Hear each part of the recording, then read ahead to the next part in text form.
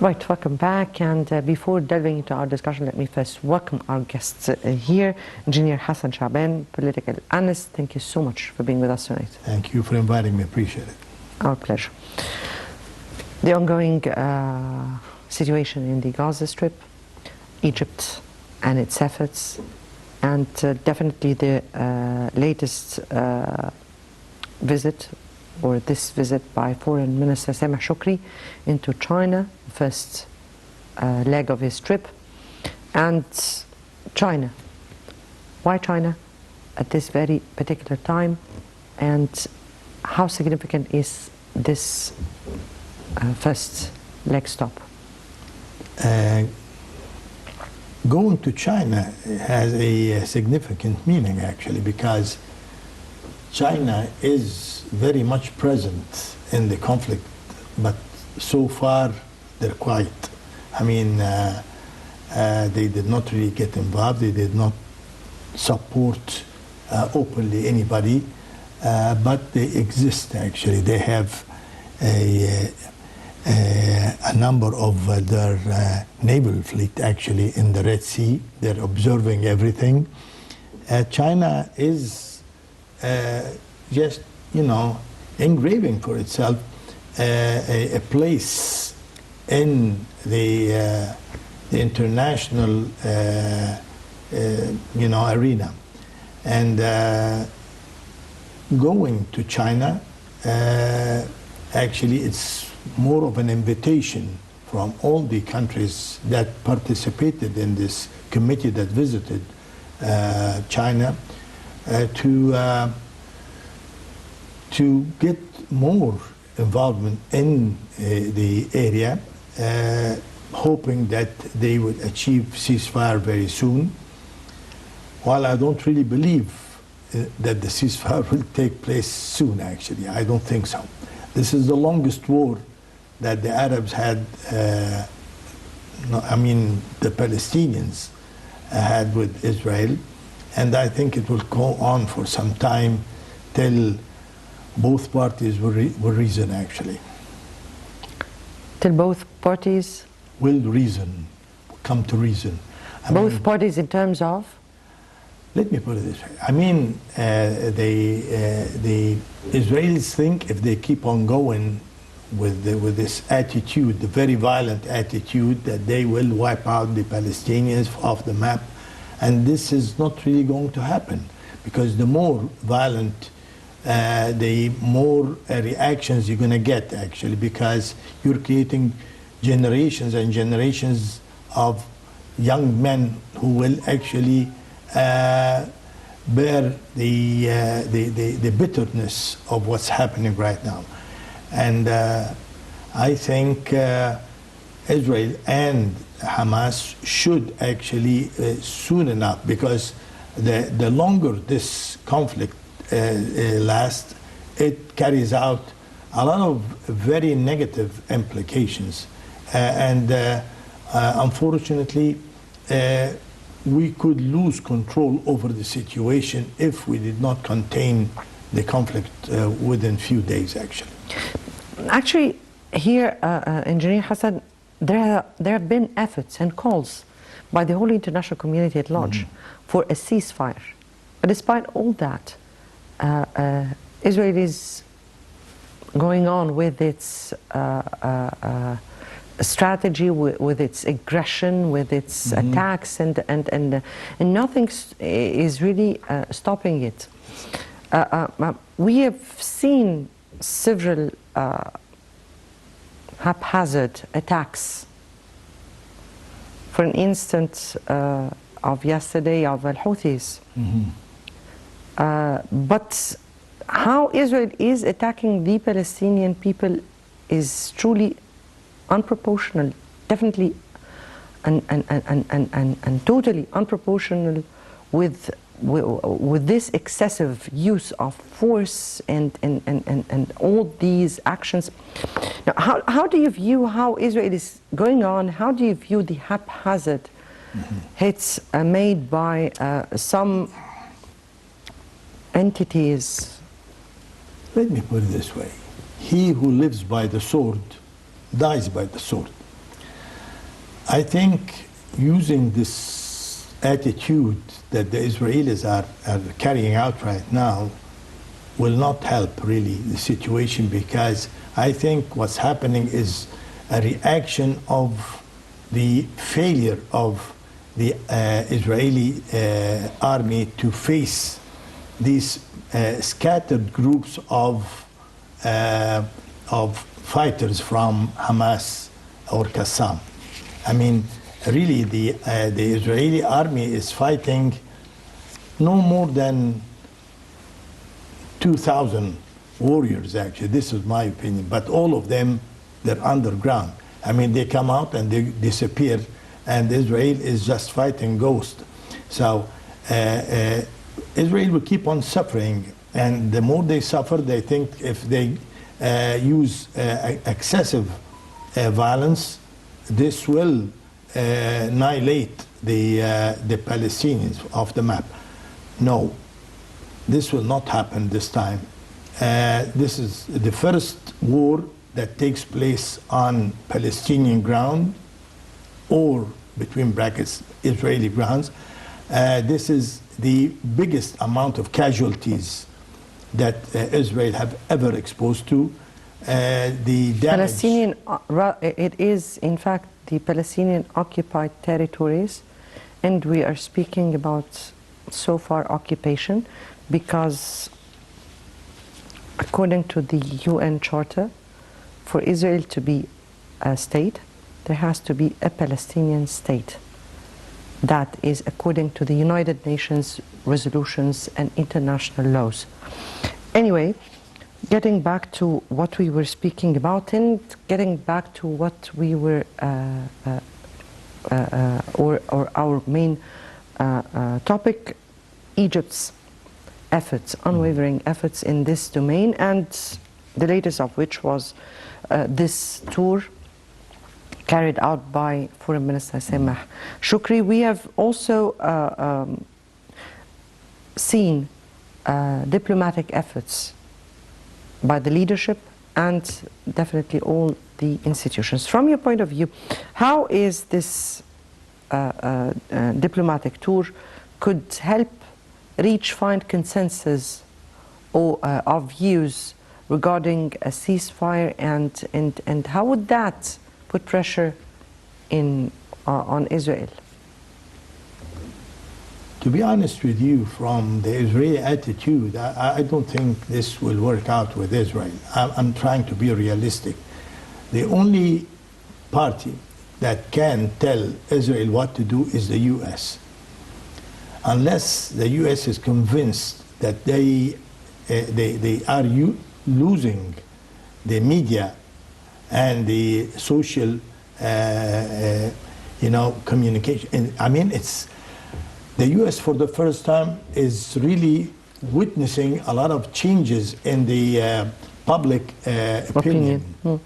And this, I know they're approaching elections, and I think the U.S. have changed since the 7th of October.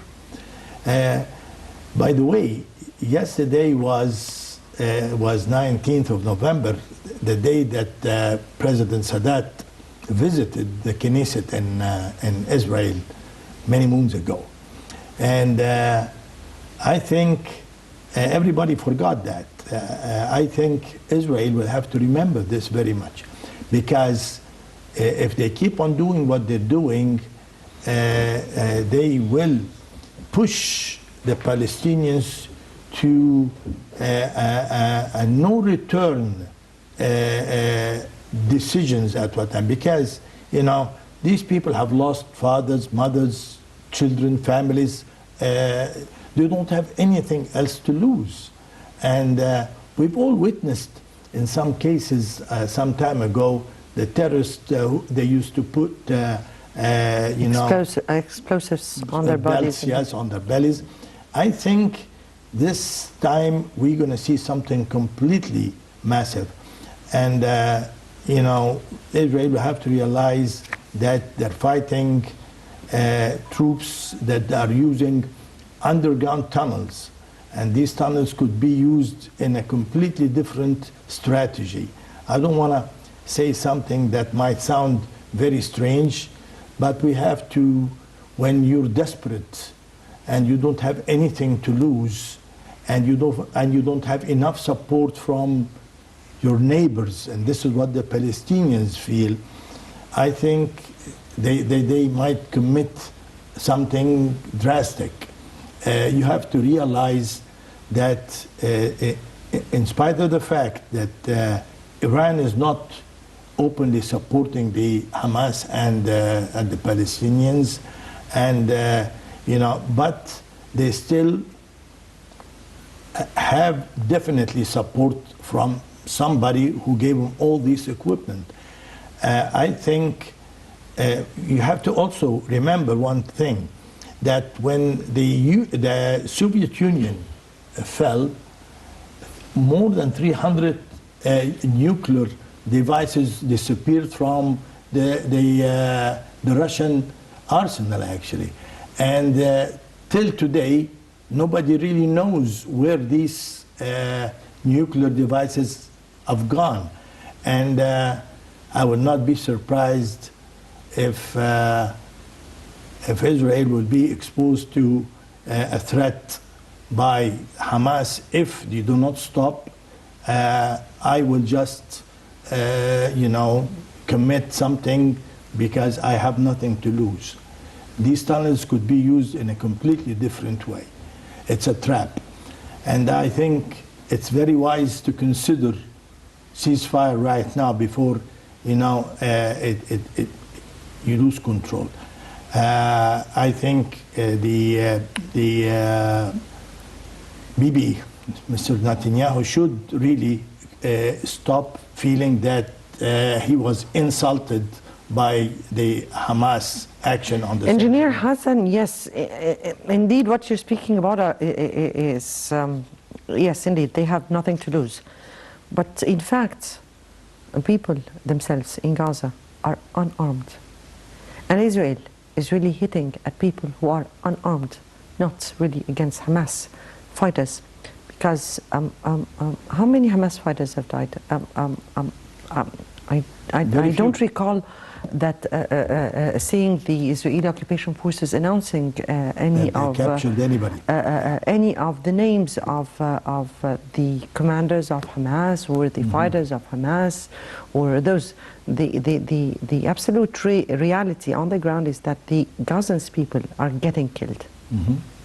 Children are almost the biggest part of that, and that really is a very important, or it raises a big question mark to whom Israel is really committing its attacks, and with whom is really Israel engaged in war with, the Hamas fighters or the Gazans people. And that raises another big question mark: why? Well, a lot of these questions actually could be answered from certain information that was leaked. It happened that right offshore Gaza there is massive discoveries of gas discovered. So I think Israel could consider these gas fields to be theirs if they manage to control Gaza. I think, again, you mentioned the murder of young children and so forth, but again, I would like to tell you, if you live under pressure and occupation, there is no significance of being just alive. I mean, that you're barely alive. You just breathe and you eat, but you really are not alive. So Israel is pushing the Palestinians to a non-return point. Actually, it's pushing the whole region. Well, the Israelis I don't know really. into jeopardy? Their reaction is not wise. I think it is to their benefit to stop fighting immediately, because, as I said, they keep on pushing the Palestinians from the north of Gaza to the south to create a bigger crowd on the borders with Egypt. They are trying to apply a lot of pressure over Egypt to accept what's happening, and I think all of this is not wise. And though we have a treaty with Israel, but we do not expect from our partners in this treaty to create problems for us or be a reason for a problem for Egypt. We barely just started to develop Sinai, and we need a break just to complete our program in developing Sinai. So any interference from outside will actually be completely refused and rejected from Egypt. Just before this visit by Foreign Minister Sameh Shoukry, there was this important visit by the European Commissioner, Ursula von der Leyen, to Egypt, and at the same time, the French Defense Minister twice to Egypt. How do you view those visits, and definitely will be reading into the statements of the President during this, this important visit? You see, the idea that the Europeans used to have is about the area in general, that there is certain spots in the area that are empty land. This definition was, used in Europe and in the United States, and unfortunately, this is not exactly what's happening. I mean, I think the European community, the commissioner was trying to sell the idea of trying to persuade Egypt to accept the Palestinians in Sinai. I think also the French contacts meant this. I don't think that this will be acceptable to the Egyptians. No, it's not, this time, I'm sorry to comment, it's not you think, it was said. Yes. Bluntly, flatly, and... This is solid, yes. Indeed, indeed. And it was reiterated by the President in every occasion. Please continue. I think it would be wise if the Israelis try to communicate with the Palestinian authorities in Ariha and try to get them involved in what's happening in Gaza and hand over Gaza to be the responsibility of the Palestinian Authority in Ariha as quickly as possible. But again, I doubt if Hamas will appreciate this at this particular time, because they still have the capability of really causing a lot of damage to Israel, and they will not stop till they get the ceasefire at their terms and conditions. No, I really want to ask about what you've just said. Hamas. This is the 40-something day of this war.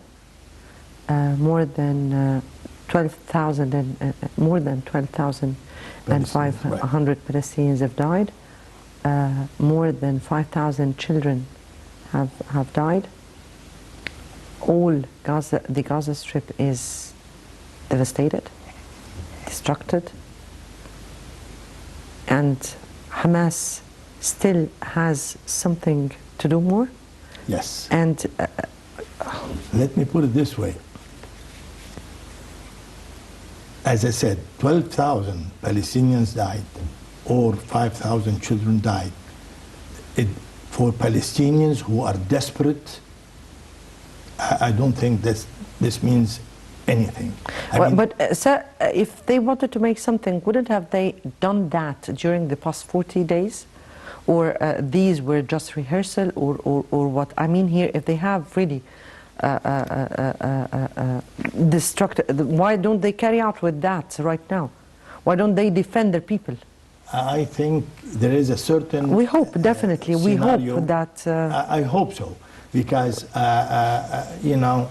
We hope that there is at least proportional resistance for what is going on in Gaza, because what we are seeing here, for an instant, let's say the surrounding of the Israeli occupation forces to Shifa hospital, yesterday the Indonesian one, and all those hospitals that were destructed and attacked, all those UN schools that were shelters to displaced people, all the people that are being pushed to the south.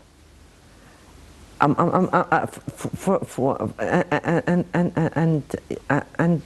this is what we are speaking about, or what you're telling me now, sir, is that Hamas has something yet to do? Yes. Yeah. Let me put it, if you're a Palestinian and you don't if I am a Palestinian resisting an occupation force, I wouldn't let my people die in that way. I would have put some security for them, secured them before I go on. Anyway, it's not, this is not my... Let me illustrate on this one little thing. I think the Palestinians have reached a point where life or death does not really mean much for them anymore. And this is the responsibility of the international community to realize this. You have a nation that really does not care to live under these circumstances that are taking place right now. So actually they're desperate, and you're dealing with a desperate nation, and I wouldn't really count on a rational behavior if you're dealing with a desperate person. Full stop. Full stop indeed. Before we continue on with our discussion, I guess we'll have to go to this second report, and the Egyptian volunteers in preparation of aid for 6.7 shipments to Gaza. Let's watch.